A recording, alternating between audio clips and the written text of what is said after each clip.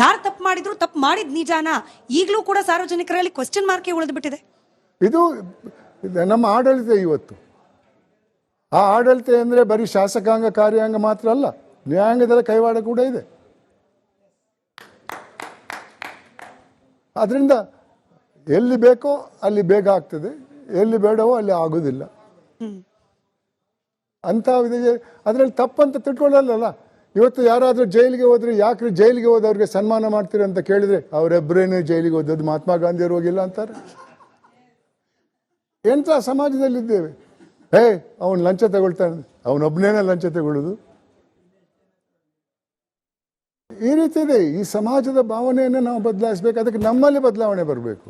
ರಾಜಕೀಯ ವ್ಯವಸ್ಥೆ ಭ್ರಷ್ಟಾಚಾರವನ್ನ ಎಷ್ಟು ಕಾಮನ್ ಅನ್ನೋ ರೀತಿಯಲ್ಲಿ ಒಪ್ಕೊಂಡ್ಬಿಟ್ಟಿದೆ ಅಂದ್ರೆ, ಕಾಂಗ್ರೆಸ್ ಸರ್ಕಾರ ಬಂದ ನಂತರದಲ್ಲಿ ವಾಲ್ಮೀಕಿ ಹಗರಣ ಬಹಳ ಸದ್ದಾಯಿತು. ಸಚಿವರು ಕೂಡ ರಾಜೀನಾಮೆ ಕೊಟ್ಟರು, ಜೈಲ್ಗೂ ಹೋದ್ರು. ಇಡಿ ಅಂತೂ ನೇರವಾಗಿ ಬರೆದ್ಬಿಟ್ಟು ವಾಲ್ಮೀಕಿ ನಿಗಮದ ಹಣವನ್ನ ಪಕ್ಕದ ರಾಜ್ಯದ ಚುನಾವಣೆಗೆ ಬಳಕೆ ಮಾಡಿಕೊಳ್ಳಲಾಗಿದೆ ಅಂತ ಹೇಳಿ. ಇಷ್ಟಾದ್ಮೇಲೂ ಕೂಡ ಮುಖ್ಯಮಂತ್ರಿ ಆಗಿದ್ದವರು ಯಾರ ಮೇಲೆ ಆರೋಪ ಬಂತು ಆ ಸಚಿವರನ್ನ, ಮಾಜಿ ಸಚಿವರನ್ನ ಮತ್ತೆ ಸಂಪುಟಕ್ಕೆ ಸೇರಿಸ್ಕೊಳ್ತೀನಿ ಅಂತ ಹೇಳಿ ಮುಖ್ಯಮಂತ್ರಿಗಳು ಬಹಿರಂಗವಾಗಿ ಹೇಳ್ತಾರೆ. ಇನ್ನೂ ಅದರ ಪ್ರಕರಣದ ತೀರ್ಪು ಬಂದಿಲ್ಲ, ಫೈನಲ್ ವರ್ಡಿಕ್ಟ್ ಅನ್ನೋದು ಬಂದಿಲ್ಲ. ಜನರಿಗೆ ತಪ್ಪು ಮಾಡಿರೋದು ಯಾರಲ್ಲ ಅನ್ನೋದ್ರ ಬಗ್ಗೆ ಕ್ಲಾರಿಟಿ ಇಲ್ಲ. ಬಟ್ ಸಚಿವ ಸಂಪುಟಕ್ಕೆ ವಾಪಸ್ ಕರ್ಕೊಳ್ಳೋದ್ರ ಬಗ್ಗೆ ಈಗಲೇ ಹರಿಯಿದೆ. ಹೌದು, ಯಾಕಂದ್ರೆ ಆ ಗೌರವ ಅಂತವರಿಗೆ ತಾನೆ. ಅವರನ್ನು ತಂದ್ರೆ ಅವ್ರ ಜೊತೆ ಬರ್ತಾರೆ ಸಪೋರ್ಟ್ ಮಾಡೋಕ್ಕೆ. ಇದೇ ಬಂದದ್ದು ಕಷ್ಟ. ಕೋರ್ಟ್ಗಳೆಲ್ಲ ಅಷ್ಟೇ, ಯಾರ ಕೇಸ್ ಎಷ್ಟು ವರ್ಷ ಆಗ್ತದೆ, ಯಾರಿಗೆ ಬೇಗ ಆಗ್ತದೆ. ಇದೇ ಕೇಸು ಎಷ್ಟು ವರ್ಷ ಆಯ್ತು ಬರದೆ, ಆದರೆ ಬೇರೆ ಕೇಸ್ ಇದೆ, ಫಟಾಫಟ್ ತೀರ್ಪು ಬರ್ತದೆ, ಖುಲಾಸೆ ಆಗ್ತಾರೆ. ನ್ಯಾಯ ಅನ್ನೋದು ಎಲ್ಲರಿಗೂ ಒಂದೇ ಅಲ್ಲ. ನೀವು ಪದೇ ಹೇಳ್ತಿದ್ರಿ ಸರ್, ಕೆಲ ಪ್ರಕರಣಗಳು ಬೇಗ ಇತ್ಯರ್ಥ ಆಗ್ಬಿಡುತ್ತೆ ನ್ಯಾಯಾಲಯದಲ್ಲಿ ಅಂತ ಹೇಳಿ. ತಾಜಾ ಉದಾಹರಣೆ ಮೂಡಾ ಕೇಸ್. ಬೇರೆ ಪ್ರಕರಣಗಳಿಗೆಲ್ಲ ಸಾಕಷ್ಟು ಜಗ್ಗುವ ನ್ಯಾಯಾಲಯ, ಮೂಡಾ ಕೇಸ್ನಲ್ಲಿ ಮಾತ್ರ ಪಟಾಫಟ್ ಅಂತ ಹೇಳಿ ತೀರ್ಪು. ಒಂದು ಕೇಸು, ಅದೇ ರೀತಿ ಬೇರೆ ಕೇಸ್ಗಳಿವೆ. ಅದೇ ರೀತಿ ಅದೇ ಅಧಿಕಾರದಲ್ಲಿದ್ದವರ ಕೇಸ್ಗಳು ಮುಂದೆ ಹೋಗ್ತಾ ಇರ್ತದೆ ಕೂಡ. 25-30 ವರ್ಷ ಆದ್ರೂ ಕೇಸ್ ನಡೀತಾ ಇರ್ತದೆ. ನಾನು ಎಷ್ಟೋ ಸಲ ನ್ಯಾಯಾಂಗದಲ್ಲೇ ಈ ವಿಚಾರವನ್ನು ಚರ್ಚೆ ಮಾಡಿದ್ದೇನೆ. ಮೊದಲು ನಮ್ಮ ಪದ್ಧತಿಯನ್ನು ಬದಲಾಯಿಸೋಣ, ಬೇಗನೆ ಶಿಕ್ಷೆ ಆದಾಗ. ನಮ್ಮ ಒಂದು ಸಿಸ್ಟಮ್ ಇದೆ, ಅದರ ಪ್ರಕಾರ justice delayed is justice denied ಅಂತ ಇದೆ. ಆದರೆ ಅದಕ್ಕೆ ಪೂರಕವಾಗಿ ಇನ್ನೊಂದು ಬಂದಿದೆ, ಜಸ್ಟಿಸ್ ಹರಿಡ್ ಇಸ್ ಜಸ್ಟಿಸ್ ಬೆರಿಡ್ ಅಂತ. ಎಲ್ಲದಕ್ಕೂ ನಾವು ರೆಡಿಯಾಗಿದ್ದೇವೆ. ಯಾಕೆ 4-5 ಕೋರ್ಟ್ಗಳು ಬೇಕು? 2 ಕೋರ್ಟ್ ಸಾಕು. ಆ 2 ಕೋರ್ಟಿಂದ ಆದರೆ ಬರುವ ಕೇಸ್ಗಳು ಕಮ್ಮಿ ಆಗ್ತದೆ. ಇವತ್ತು ಸ್ಪೆಕ್ಯುಲೇಟಿವ್ ಲಿಟಿಗೇಷನ್ ಅಂತ ಎಲ್ಲ ಕೋರ್ಟಲ್ಲೂ ಈ ಸ್ಪೆಕ್ಯುಲೇಟಿವ್ ಲಿಟಿಗೇಷನ್ ತುಂಬಿ ತುಳುಕ್ತಾ ಇದೆ. ಅದರಿಂದ ಯಾವ ಕೇಸ್ ಕೂಡ ಬೇಗನೆ ಫೈನಲ್ ಆಗಲ್ಲ. ನೀವು ಹೇಳ್ತಿದ್ರಿ ನ್ಯಾಯಾಧೀಕರಣ ಅಥವಾ ನ್ಯಾಯಾಂಗ ವ್ಯವಸ್ಥೆಯಲ್ಲೂ ಕೂಡ ಭ್ರಷ್ಟಾಚಾರ ಅನ್ನೋದು ಬಂದ್ಬಿಟ್ಟಿದೆ, ಕಾಂಪ್ರಮೈಸ್ಡ್ ಆಗಿದೆ ಅಂತ ಹೇಳಿ ಇತ್ತೀಚೆಗೆ ನಡೆದ ಒಂದು ಪ್ರಕರಣ ಸರ್ ಭಾರಿ ಚರ್ಚೆಗೆ ಒಳಗಾಯಿತು. ಮುಖ್ಯ ನ್ಯಾಯಮೂರ್ತಿಗಳ ವಿರುದ್ಧವಾಗಿ ಶೂವನ್ನ ಎಸೆದ ಪ್ರಕರಣ. ಅಂದ್ರೆ ಜನಸಾಮಾನ್ಯರ ಮನಸ್ಸಿನಲ್ಲಿ ಹಿಂದೆ ಕಾನೂನು ಅಥವಾ ನ್ಯಾಯಾಲಯ ಅಂತಂದ್ರೆ ಎಲ್ಲೂ ಸಿಗದೆ ಹೋದ್ರೂ ಇಲ್ಲಿ ನ್ಯಾಯ ಸಿಗುತ್ತೆ ಅನ್ನೋ ಭರವಸೆ ಇತ್ತು. ಇತ್ತೀಚೆಗೆ ಆ ಭರವಸೆ ಕೂಡ ಕಣ್ಮರೆ ಆಗ್ತಾ ಇದೆಯಾ, ದೂರ ಆಗ್ತಿದ್ಯಾ, ಕ್ಷೀಣಿಸ್ತಿದ್ಯಾ ಅಂತ ಹೇಳಿ? ಇದರಲ್ಲಿ ತಪ್ಪು ಇಬ್ಬರದ್ದು ಇದೆ. ನಾನು ಮುಖ್ಯ ನ್ಯಾಯಾಧೀಶರು ಹೇಳಿದ ಮಾತನ್ನು ಒಪ್ಪಲ್ಲ. ಆದರೆ ವಕೀಲರಿಗೂ ಕೂಡ ಅದಕ್ಕೆ ಪ್ರತ್ಯೇಕವಾಗಿ ಚಪ್ಪಲಿ ಬಿಸಾಡುವುದಿದೆಲ್ಲ, ಅದು ಸಂಪೂರ್ಣ ತಪ್ಪು. ಅವರು ಹೇಳಿದ ಮಾತನ್ನು ನಾನು ಒಪ್ಪಲ್ಲ. ಅದಕ್ಕೆ ಇವರು ಬೇರೆ ಕಾರಣ ತಗೊಳ್ಬೇಕಾಗಿತ್ತು, ಬೇರೆ ದಾರಿ. ಆದರೆ ಶೂ ತೆಗೆದು ಹೊಡೆಯೋದು ಇನ್ನು ಕೋರ್ಟಲ್ಲಿ. ಯಾಕಂದರೆ ಆ ಸಂಸ್ಥೆಗೆ ಅದರದ್ದೇ ಆದ ಒಂದು ಗೌರವ ಇದೆ. ಆ ಗೌರವಕ್ಕೆ ಕಾರಣ ನ್ಯಾಯಾಧೀಶರು ಮತ್ತು ವಕೀಲರು ಇಬ್ಬರು ಕೂಡ. ಒಬ್ಬ ತಪ್ಪು ಮಾಡಿದಂತ ಅವನು ಹೊಡೆದಂತ ಇವನು ಹೊಡೆದ್ರೆ ಇಬ್ರು ಹೊಡೆದಂಗೆ ಆಯ್ತಲ್ಲ, ಇಬ್ರ ಮೇಲೆ ಕೇಸ್ ಆಗ್ಬೇಕಾಗ್ತದೆ. ಈಗ ಹೆಂಗಾಗಿದೆ ಅಂದ್ರೆ, ನಮ್ಮ 3 ಕಡೆ ಒಂದು ಮಾತು ಹೇಳ್ತಾರೆ, 100 ಡಯಲ್ ಮಾಡಿದ್ರೆ ಪೊಲೀಸ್ ಬರ್ತಾರೆ, 100 ರೂಪಾಯಿ ಕೊಟ್ಟರೆ ಹೋಗ್ಬಿಡ್ತಾರೆ. ಸರ್, ಸ್ಟ್ಯಾಟಿಸ್ಟಿಕಲ್ ಡೇಟಾ ಇಟ್ಕೊಂಡು ಮಾತಾಡೋದಾದ್ರೆ 2 ವಾರದಲ್ಲಿ ಬೆಂಗಳೂರು ಸಿಟಿ ಪೊಲೀಸಲ್ಲಿ 20 ಆಫೀಸರ್ ಸಸ್ಪೆಂಡ್ ಆಗಿದ್ದಾರೆ on allegations of corruption sir. ಮತ್ತೆ ಇದ್ರ ಕಡೆ ಬರೋದಾದ್ರೆ FIR ಹಾಕಕ್ಕೆ ದುಡ್ಡು ಕೊಡ್ಬೇಕು.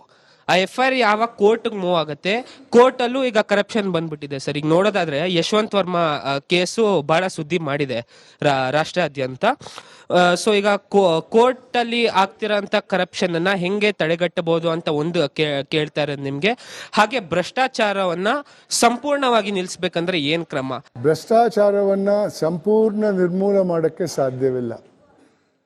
ನನ್ನ ಅನಿಸಿಕೆಯಲ್ಲಿ ಸೃಷ್ಟಿಕರ್ತನೇ ಈ ಒಂದು ಗುಣವನ್ನು ನಮ್ಮ ಮುಂದೆ ಇಟ್ಟಿದ್ದಾನೆ. ಬೇಕಾದರೆ ತಗೊಳ್ಳಿ, ಬೇಡದಿದ್ರೆ ಬಿಟ್ಟುಬಿಡಿ ಅಂತ. ಯಾಕಂದರೆ ನೀವು ಪುರಾಣ ಓದಿ ನೋಡಿ, ಪುರಾಣದಲ್ಲೂ ಕೂಡ ಭ್ರಷ್ಟಾಚಾರದ ಇದಿದೆ, ಟಾಪಿಕ್ ಇದ್ದೇ ಇದೆ. ಅದನ್ನು ನಿಯಂತ್ರಿಸ್ಬೋದು. ಹಿಂದೆ ಈ ಮಟ್ಟದಲ್ಲಿ ಇರಲಿಲ್ಲ. ಕೆಲವು ಗುಂಪಲ್ಲಿತ್ತು, ಪೊಲೀಸ್ ಡಿಪಾರ್ಟ್ಮೆಂಟಲ್ಲಿ, ಟ್ರಾನ್ಸ್ಪೋರ್ಟ್ ಡಿಪಾರ್ಟ್ಮೆಂಟಲ್ಲಿ, ರೆವಿನ್ಯೂ ಡಿಪಾರ್ಟ್ಮೆಂಟಲ್ಲಿ ಇತ್ತು. ಒಂದು ಹಂತಕ್ಕೆ ಮಾತ್ರ ಇತ್ತದು. ಅದರ ಪರಿಣಾಮ ದೇಶದ ಆರ್ಥಿಕ ಪರಿಸ್ಥಿತಿಯಲ್ಲಿ ಬರಲಿಲ್ಲ ಆವಾಗ. ಇವತ್ತು ಆಗಲ್ಲ, ಇವತ್ತು ಮೇಲಿಂದ ಬರ್ತದೆ. ಇವತ್ತು ಸೊನ್ನೆಗೆ ಬೆಲೆ ಇಲ್ಲ.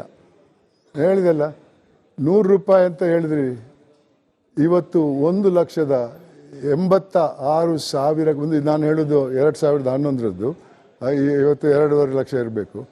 ಇಷ್ಟೊಂದು ಹಣ ಒಂದು ಹಗರಣದಲ್ಲಿ ಸೋರ್ಕೊಂಡು ಹೋದರೆ ಏನಾಗ್ತಾ ಇದೆ ಇವತ್ತು ಸ್ವಲ್ಪ ಯೋಚನೆ ಮಾಡಿ. ಇದಕ್ಕೆ ದಾರಿ ಯಾವುದು? ಜೈಲ್ ಶಿಕ್ಷೆಗೆ ಎದುರಲ್ಲ. ಅದು ಇಲ್ಲಿ ಮಾತ್ರ ಅಲ್ಲ, ಚೈನಾದಲ್ಲಿ ಭ್ರಷ್ಟರಿಗೆ ಗಲ್ಲು ಶಿಕ್ಷೆ. ಆದರೂ ಟ್ರಾನ್ಸ್ಪರೆನ್ಸಿ ಇಂಟರ್ನ್ಯಾಷನಲ್ ರಿಪೋರ್ಟ್ ಪ್ರಕಾರ ಚೈನಾ ನಮ್ಮ ದೇಶಕ್ಕಿಂತ ಜಾಸ್ತಿ ಭ್ರಷ್ಟ ದೇಶ.